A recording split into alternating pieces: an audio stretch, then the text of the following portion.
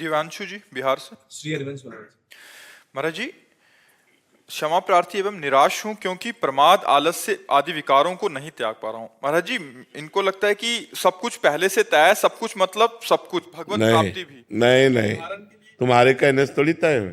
तय है प्रारब्ध। प्रारब्ध है दो प्रकार का, पुण्य और पाप। परिणाम है उसका सुख और दुख, बस। इसके बाद क्रियमाण है, आप क्या करते हो ये आपके ऊपर है।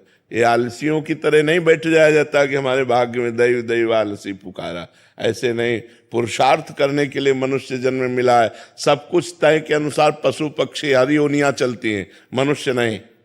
मनुष्य नया कर्म करके अपने प्रारब्ध को बदल कर अपने भाग्य को मिटा करके भगवत प्राप्ति करता है। अगर केवल भाग्य के अनुसारे हो तो केवल दो ही हैं भाग्य में, सुख और दुख, पाप और पुण्य के फल, बस। इसके बाद क्रियमाण, आप पाप कर्म करते हो या पुण्य कर्म करते हो या भजन करते हो, ये आपके ऊपर निर्धारित है। ये आलसी प्रमादी स्वभाव में ये जो होगा सो हो जाएगा, ऐसे प्रमादी जीवों का कल्याण नहीं होता। ऐसे नहीं, खूब पुरुषार्थ किया जाता है। मनुष्य जन्म पुरुषार्थ के मिला है। चाहे लौकिक उन्नति हो चाहे पारलौकिक उन्नति, पुरुषार्थ के बिना थोड़ी आ जाएगा। पुरुषार्थ करना चाहिए। महाराज जी, आलस्य के वक्त मतलब बुद्धि ऐसी कोई ज्ञान की बात ढूंढती है जिससे शरीर का राग थोड़ा कम हो जाए। नाम जप करो, कुछ ढूंढने की जरूरत नहीं, सब उत्पन्न हो जाएंगे।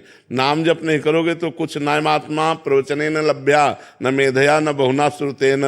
बहुत वेदांत का प्रवचन करने वाले को आत्मबोध नहीं होता, न बहुत बुद्धिमान को आत्मबोध होता है, न बहुत सुनने वाले को होता है। जो आत्मा को वर्ण करता है उसी को आत्मबोध प्राप्त होता है। आपको भजन करो, अभी सब ठीक हो जाएगा। महाराज जी, जैसे गीता जी में लिखते हैं कि अहंकार विमूढ़ आत्मा करता हमिति मन्यते, और दूसरा उसी के बाद है गुणा गुणेषु कुछ। तो उसको गुणानुगुण वर्तेन, ये सिद्ध पुरुष की स्थिति है, ऐसे ना जोड़ो। गुणानुगुण वर्तेन मनुष्या पार्थ सर्वसा, ये सिद्ध पुरुष की स्थिति। वो देख रहा है गुणों में गुण वर्त रहे हो, अपने को अलग देख रहा है। और जो है अहंकार विमूढ़ आत्मा, वो अपने को शरीर मानकर कर्म कर रहा है, लेकिन नाम जप करने के लिए थोड़ी मना किया गया है। भगवान ने आदेश किया गीता में, अनन्य चेता सततम यो माम स्मरति नित्सा तस्याहम सुलभा पार्थ नित्य युक्त योगिना। अब भजन न करोगे और बुद्धि भजन काटने के लिए तैयार है कि अहंकार विमूढ़ आत्मा करता हमिति मन्यते। यही तो मनुष्य की दुर्दशा है कि वो गुरुजनों के वाक्यों को, शास्त्र के वाक्यों को पकड़ता नहीं। हम कह रहे कुछ मत करो, शरीर से जो चेष्टाएं, घर परिवार की, व्यापार, नौकरी, किसानी, वो करो और राधा राधा जपो, देखो सब ठीक हो जाता है कि नहीं हो जाता। कृष्ण कृष्ण जपो, राम राम जप करो, देखो अभी आनंद आ जाएगा। बिना भगवान का नाम जप किए प्रमादी स्थिति में पड़े रहने से थोड़ी होता है। नाम जप करना पड़ता है, उसमें डटना पड़ता है। जब हम वर्ष 2 वर्ष अभ्यास करते हैं तो धीरे धीरे हमारी रुचि बढ़ने लगती है नाम में। सातु दीर्घ काल निरंतर सत्कार सेवितो दृढ़ भूमि। दीर्घ काल तक निरंतर अभ्यास किया जाए तो नाम हमारे हृदय में दृढ़ता पूर्वक चलने लगता है। महाराज जी, जैसे एक उदाहरण आता है कि मैंने आपका सत्संग सुना और श्री नवल नगरी बाबा ने सुना, उनमें इतना ज्यादा परिवर्तन हुआ, मुझमें थोड़ा कम हुआ। और घोर तमोगुणी कोई पुरुष सुने तो उसमें बहुत कम परिवर्तन हुआ। मुझे ऐसा लगता है कि जिसमें जितना सतोगुण है उसी हिसाब से उसका परिवर्तन होगा।